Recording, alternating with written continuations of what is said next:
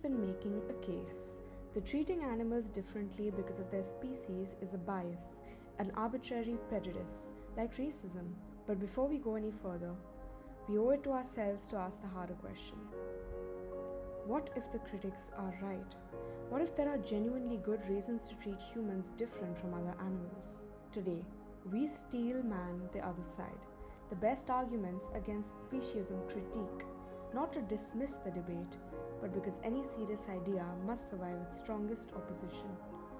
The first and most intuitive argument: humans are cognitively different.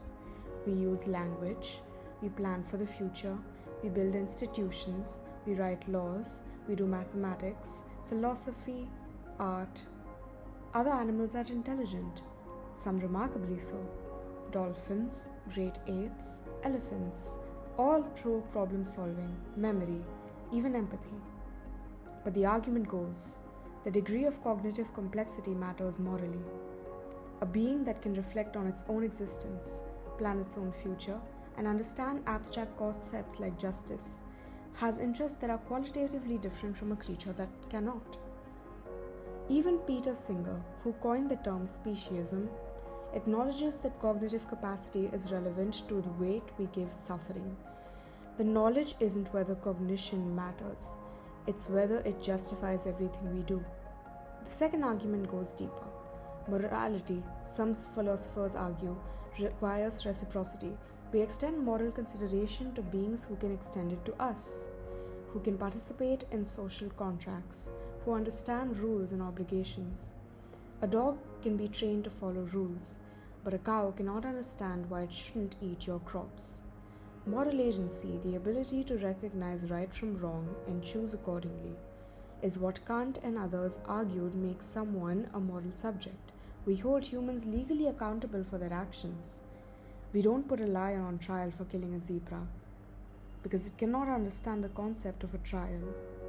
The argument is, full moral status requires the capacity for moral responsibility, and that capacity so far is uniquely human. Third argument, natural hierarchies exist and we are part of them. Every ecosystem is built on a hierarchy of predation.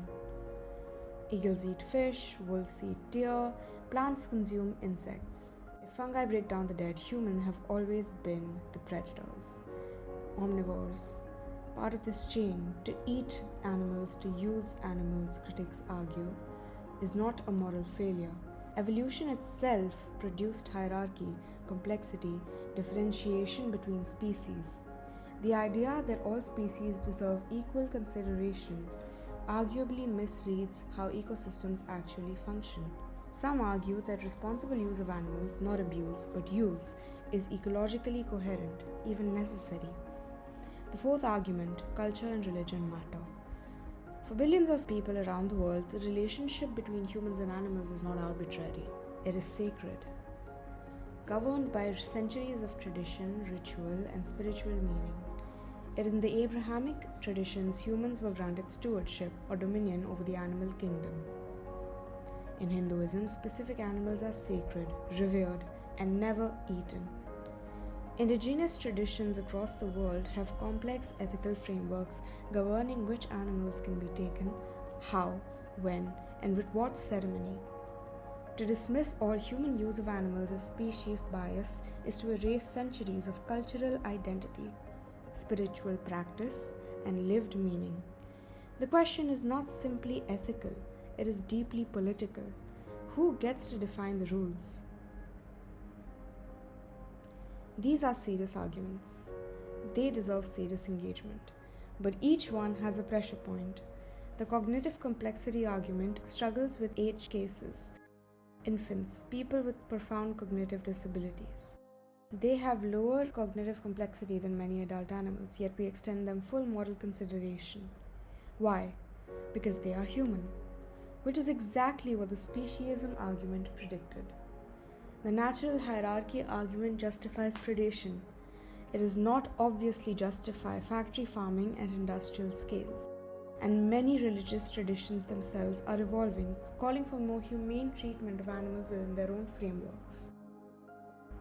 This is what makes speciesism one of the most genuinely difficult ethical questions of our time. It forces a collision between science, philosophy, culture, and identity. There are no easy answers, but there are better and worse questions. And the best question might be this: not whether humans and animals are the same, but whether the differences between us justify everything we currently do to them.